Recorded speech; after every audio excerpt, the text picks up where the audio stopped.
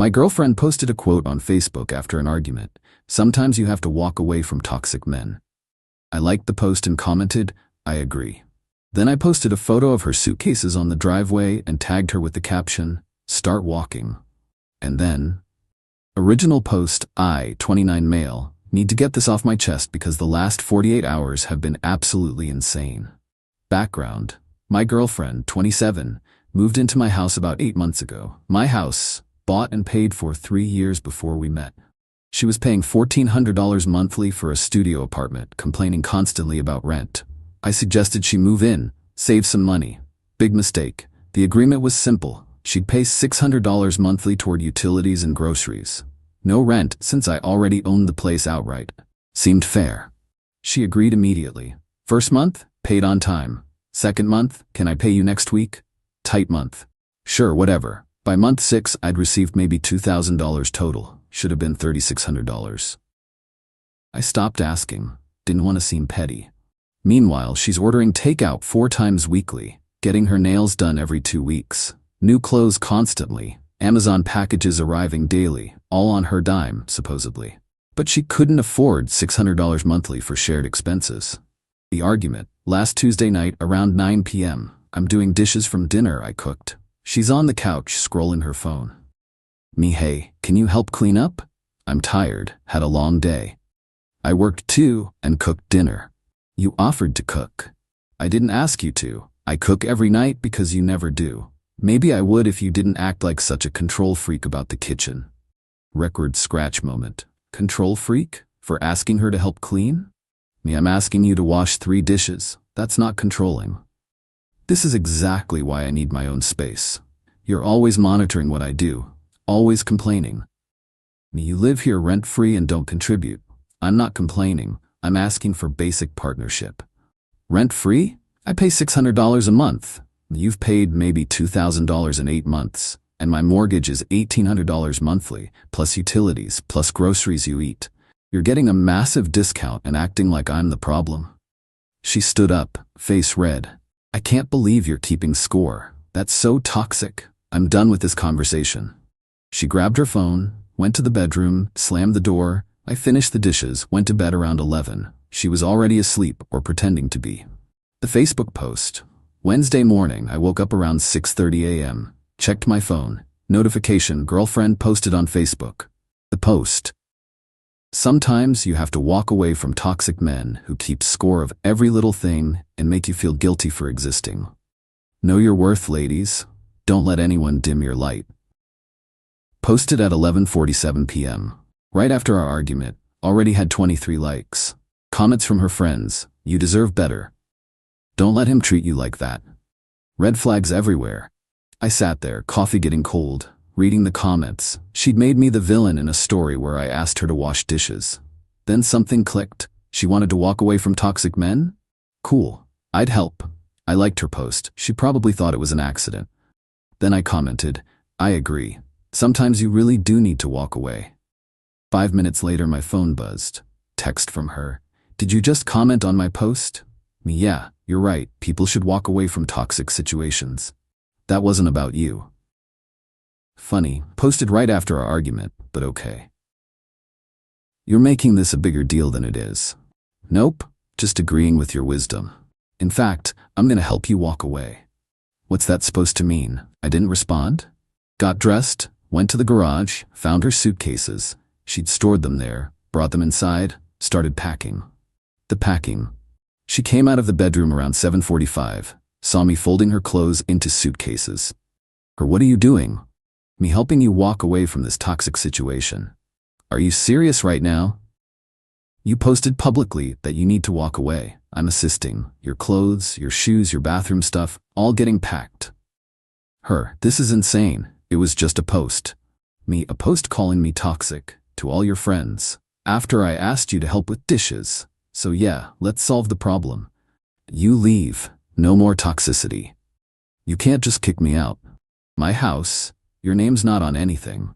You're basically a guest who stopped paying their share months ago. I need time to find a place. You've had 8 months to pay your share.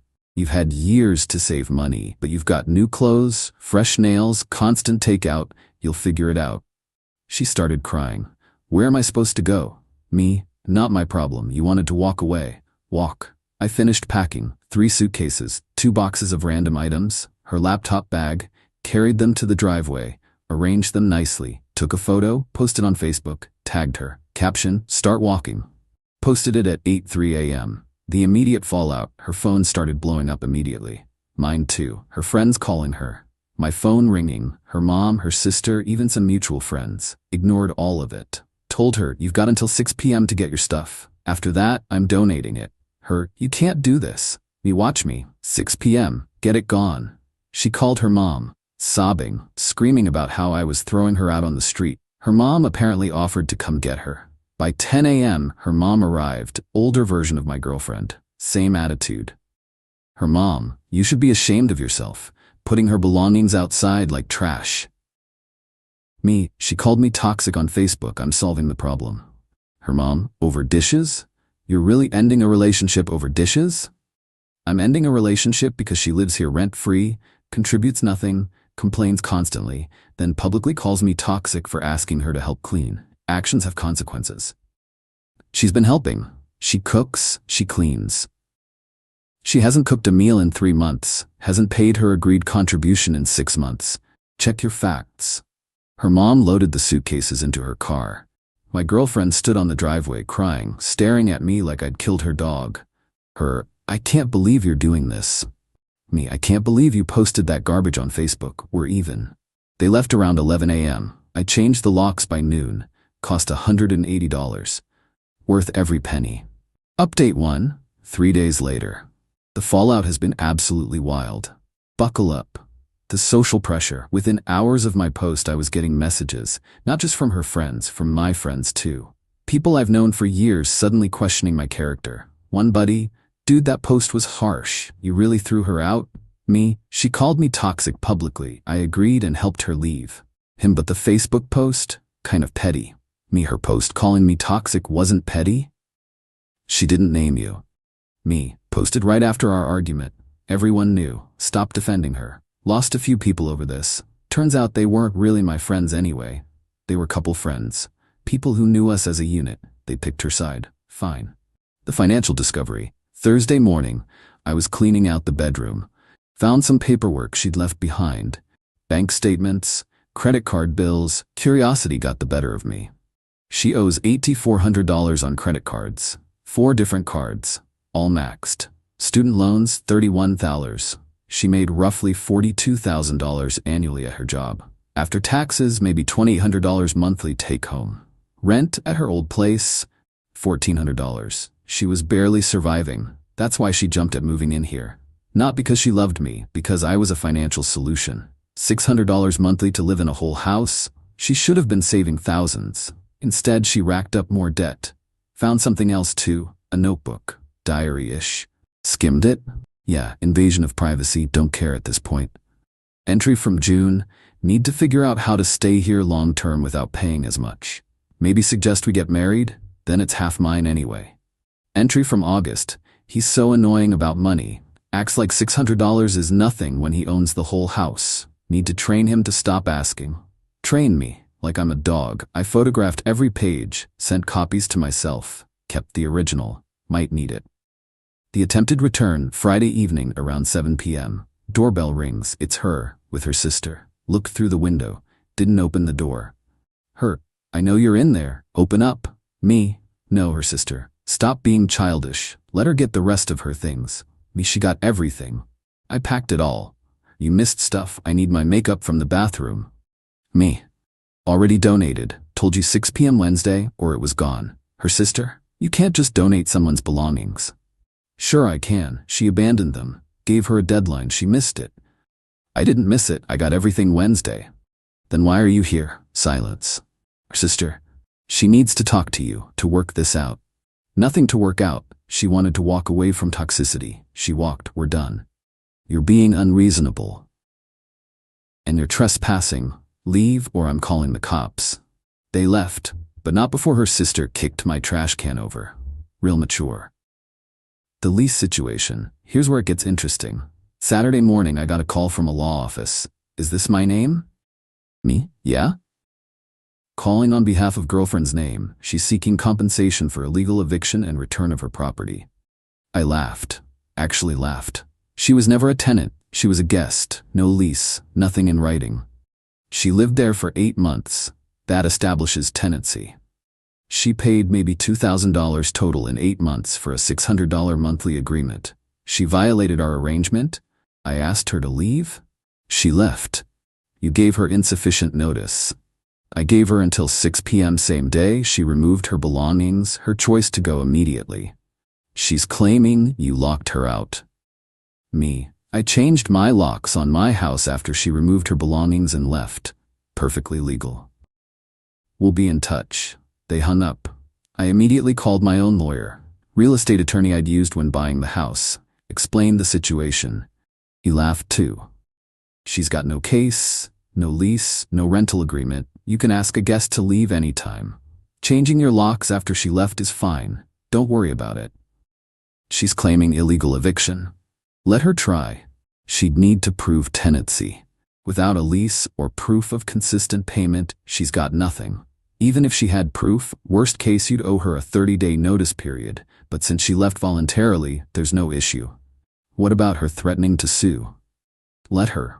Her lawyer will tell her she's wasting money. If they actually file, we'll respond, but I doubt they will. Felt better after that call. The mutual friends. Sunday afternoon, ran into a mutual friend at the grocery store. She approached me in the produce section. Hey, heard about what happened? Yeah. Listen, I know there are 2 sides to everything, but that Facebook post of the suitcases was pretty brutal. You saw her post calling me toxic? I did, but that didn't name you specifically. You posted right after our argument, at midnight, about a toxic man who keeps score. Who else would that be? Fair point, but you could have handled it privately. She made it public first. I just responded in kind, by humiliating her. Me, by agreeing with her that she should walk away. You know what I mean. I really don't. She lived in my house for 8 months, barely paid anything, then publicly called me toxic. I removed the problem. How is that wrong? It's just harsh, that's all. She walked away. Haven't heard from her since. Update 2. 2 weeks later. Things have escalated in ways I didn't expect. Some good, some absolutely ridiculous. The lawyer letter. Got an actual demand letter last Tuesday. From her lawyer, she really hired one. Demanding 1. $4,800. Reimbursement for 8 months of contributions to household. 2. $3,200. Value of donated items. 3. $2,000. Emotional distress. Total $10,000. I forwarded it to my lawyer. He read it, called me back within an hour. Lawyer, this is garbage. She's claiming $600 monthly payments she never made. Can you prove she didn't pay? Me. I have bank statements. She paid $2,000 total. I can show every transaction. Perfect. The donated items? She abandoned them after you gave notice. Even if we treat her as a tenant, abandoned property becomes yours after proper notice. Emotional distress? Please. We'll respond denying everything. Don't worry. He sent a response letter. Basically said, prove she paid $4,800. She can't. Prove the items were worth $3,200. She can't. Emotional distress isn't compensable in this context. Go pound sand. Her lawyer went quiet after that. The work drama. Here's where it got weird. My ex works at a marketing firm. I work in software development, different industries, different companies. Wednesday, I got an email at work from HR. Please schedule a meeting with us regarding a personal matter. My stomach dropped, called HR immediately. HR rep, we received a complaint about harassment. Me, from who? A third party. They claim you've been harassing someone outside of work and it's affecting our company's reputation. Who filed this? We can't disclose that, but we need to discuss it. Meeting was Thursday morning. I brought printed documentation, the Facebook posts, hers and mine, the timeline, bank statements showing she barely paid, the diary entries about using me financially. HR rep looked it all over. So this is a personal relationship that ended? Me, yes. I asked her to leave my house. She left, then posted on Facebook calling me toxic. I responded, it's personal, nothing to do with work. She's claiming you're harassing her. Me, I haven't contacted her at all since she left. 0 calls, 0 texts, 0 anything. That's not harassment. The Facebook post, was a response to her post. She made our breakup public. I responded publicly, then blocked her on everything. HR rep reviewed the documents again. Okay, this is clearly personal. We're closing the complaint, but maybe avoid social media drama going forward. Me? Trust me, I'm done with that. Found out later, through a former mutual friend who felt bad, that my ex's sister filed the HR complaint. Not even my ex directly. Her sister called my company pretending to be a concerned citizen. Pathetic. The family pressure. Her mom has been calling. I blocked her number after the second call, but she started calling from different numbers. Finally answered one. Her mom, we need to talk about this situation. Me, no we don't. My daughter is devastated. She's having panic attacks. She can't sleep. Me, not my problem. You threw her out with nowhere to go. Me, she's living with you. She's fine. She's not fine. She's depressed. She might need medication. Again, not my problem. She chose to publicly call me toxic. I agreed and helped her leave. Actions. Consequences. Her mom. She made a mistake. She was upset. You're really going to hold one Facebook post against her forever? It wasn't the post. It was 8 months of her using me financially while contributing nothing. The post was just the final straw. I'm done discussing this. She loves you. She loved my house and my lack of rent. Check her diary entries about training me to stop asking for her share. She's manipulative. Her mom. You read her diary? Me, she left it here. Found it while cleaning. Real eye-opening stuff about how she planned to marry me for the house. You're twisting her words. I photographed every page. Want me to send them to you? See what your daughter really thinks? Silence. You're a cruel person. I'm a person who got used and ended it. Stop calling. Block that number too. The property claim. Last Friday got a text from an unknown number. Her again, obviously. I left my grandmother's necklace in the bedroom drawer. I need it back. It's a family heirloom. I remembered that necklace. She wore it maybe twice in 8 months. Claimed it was valuable. Me, nope. Don't have it. I left it there. Check the drawer. Already cleaned out everything. Donated what was left after you missed your deadline. You donated a family heirloom. If it was so important, you should have gotten it Wednesday. I gave you a deadline. You missed it. I'm calling the police. Go ahead. Tell them you left property at your ex-boyfriend's house and missed the deadline to retrieve it. See how that goes. She actually did call the police. 2 officers showed up Saturday morning. Officer, sir, we got a report about stolen property. Not stolen. Abandoned. I asked her to leave, gave her until 6 p.m. to get her stuff. She got most of it, left the rest. I donated what remained. Officer, she's saying there was a valuable necklace. If it was valuable, she should have prioritized getting it. I cleared out the bedroom a week after she left. Gave her plenty of time. Do you have proof you donated items? Me, donation center receipt. Goodwill, got it somewhere. The officer looked tired. Sir, this is a civil matter. We can't force you to return items you no longer have. Ma'am, you'll need to work this out privately or through the courts. My ex, she was sitting in a car outside, but it was my grandmother's necklace. Officer, then you should have gotten it when you were asked to remove your belongings. We're done here. They left. Honestly, I do vaguely remember seeing a necklace. It's in a box in my closet. Random jewelry and accessories I wasn't sure about. But she called the cops on me, tried to file false HR complaints, and sent lawyer letters. She can go buy a new necklace. The friend group shift. The mutual friends have mostly picked sides now. About 60-40 split, her favor. The ones on her side? All people I barely knew anyway. Her coworkers, her college friends, people we saw occasionally. My real friends, they're still around. Once they heard the full story, the financial stuff, the diary entries, the false HR complaint, they got it. One buddy. Dude, I thought you were just being petty about the Facebook thing, but she was actually using you? Me, completely. Had no intention of contributing fairly. Saw me as a meal ticket. That's messed up. Sorry I doubted you. It's fine. The Facebook post looked bad without context. Still a power move though. Posting the suitcases was savage.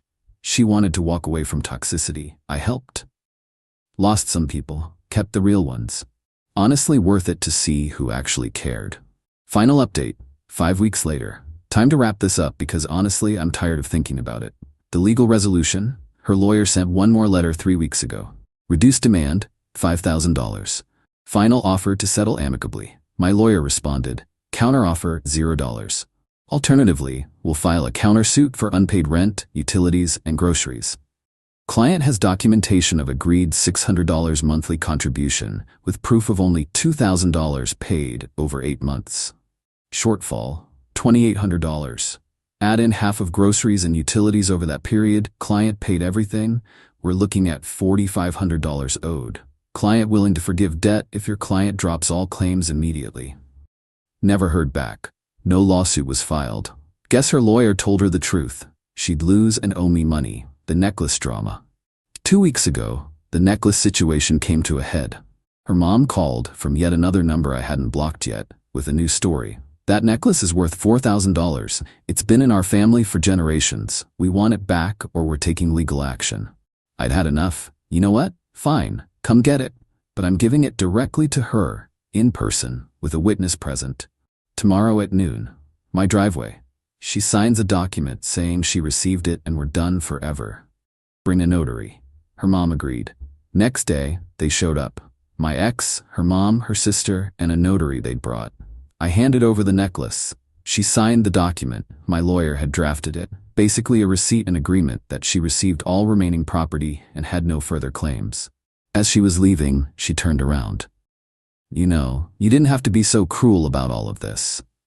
Me, you called me toxic on Facebook, filed false complaints with my job, sent legal threats, tried to manipulate me for 8 months. I just ended a bad situation. That's not cruel, that's self-preservation.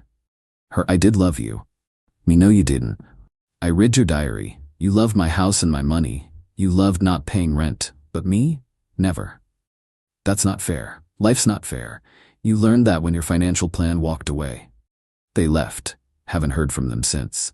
The financial aftermath, total cost of this disaster, locksmith, $180, lawyer fees, $850, time wasted, priceless. But also, money saved monthly by not supporting her, $800 plus, utilities, groceries, entertainment she never paid for. 8 months of that, $6,400 saved going forward annually. Peace of mind, can't put a price on it. So financially, I'm way ahead. The social media epilogue, the Facebook post of the suitcases has 327 likes now. More than her original Toxic Men post. The comments are split, but the majority are supportive. Sometimes people need to face consequences.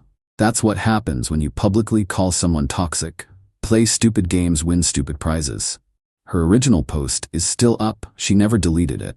My comment is still there, I agree.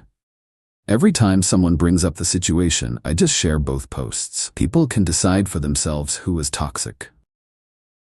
The personal growth. 5 weeks later, my house feels like mine again. I'm not walking on eggshells, not wondering why groceries disappear without contributions, not getting passive-aggressive comments about keeping score. I'm sleeping better, eating better, actually enjoying my home. Started dating again last week. Coffee with someone I met through friends. She has her own place, her own career, her own life. We split the check without drama. When she asked about my last relationship, I kept it simple.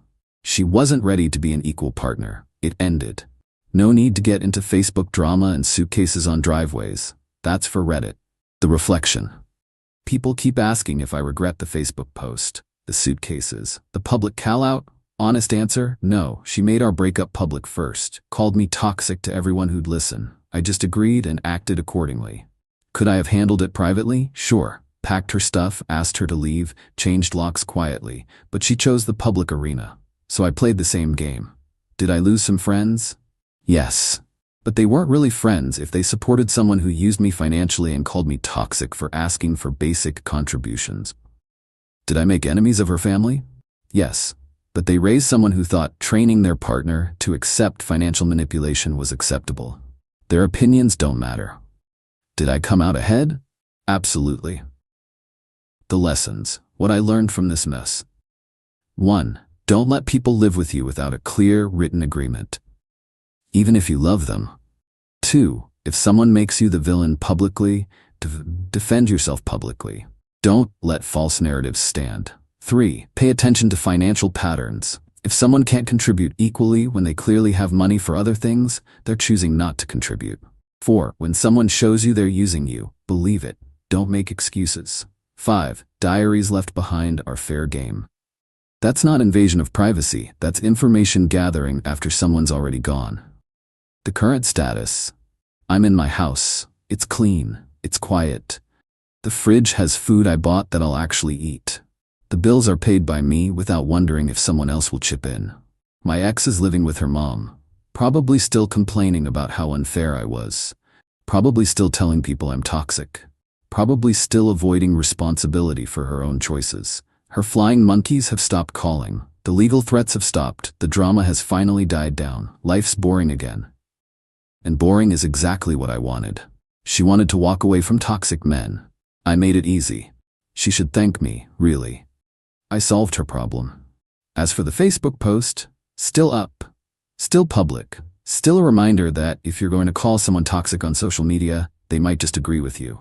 And that agreement might come with your suitcases on the driveway. Worth it? Absolutely. Thanks for following this mess. Time to close this chapter and actually move forward.